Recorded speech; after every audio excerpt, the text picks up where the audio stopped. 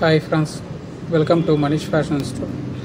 நம்ம இன்னைக்கு இந்த வீடியோவில் என்ன பார்க்க போகிறோம்னா ப்ரெஷர் ஃபுட் வந்து நீடில் இடிக்குது, நீடில் வந்து ப்ரெஷர் ஃபுட்டில் இடிக்குதுன்னா அது எப்படி வந்து அட்ஜஸ்ட்மெண்ட் பண்ணலாம் அப்படின்றதான் பார்க்க போகிறோம். வாங்க வீடியோக்குள்ளே போகலாம். மிஷினில் வந்து பார்த்திங்கன்னா நீடில் பார் வந்துட்டு நீடில் வந்து இதுவில் இடிக்குது, ப்ரெஷர் ஃபுட்டில் இடிக்குது. ஸோ பாருங்கள்,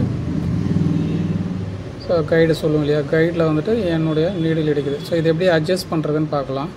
ஸோ அட்ஜஸ்ட் பண்ணுறதுக்கு என்ன பண்ணுங்கள், ஃபஸ்ட்டு வந்து பார்த்திங்கன்னா இங்கே ஒரு ஹோல் இருக்குது பாருங்கள், அந்த ஸ்க்ரூவில் பண்ணக்கூடாது, மேலே இருக்கிறதுல தான் பண்ணணும்.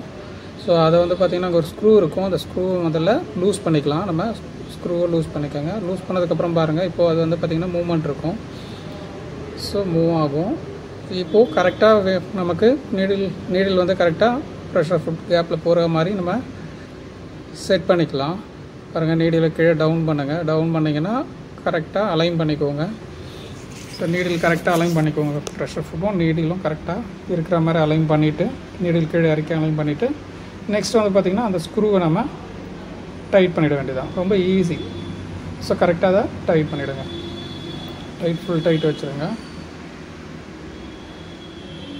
டைட்டாக கரெக்டாக நல்லா டைட்டாக ஃபிக்ஸ் பண்ணிவிடுங்க. அவ்வளோதான், நான் டைட் பண்ணிட்டேன். இப்போ பாருங்கள், நீடில் வந்துட்டு கைடில் இடிக்காது, ப்ரெஷர் ஃபுல்லில் இடிக்காது. பாருங்கள், நான் நீடில் எடுத்து காமிக்கிறேன். வீலில் ரொட்டேட். ஸோ ஃபுட்டு வந்து என்ன ஆகிடுச்சுன்னா, கீழே வந்துட்டு டேக்கப் லிவர் வந்து பார்த்திங்கன்னா மூவ் ஆகிடுச்சு. அதனால் நான் மிஷின் தூக்கிட்டு திருப்பி இறக்கியிருக்கேன். இப்போ பாருங்கள், நீடில் டவுன் பண்ணுறேன்.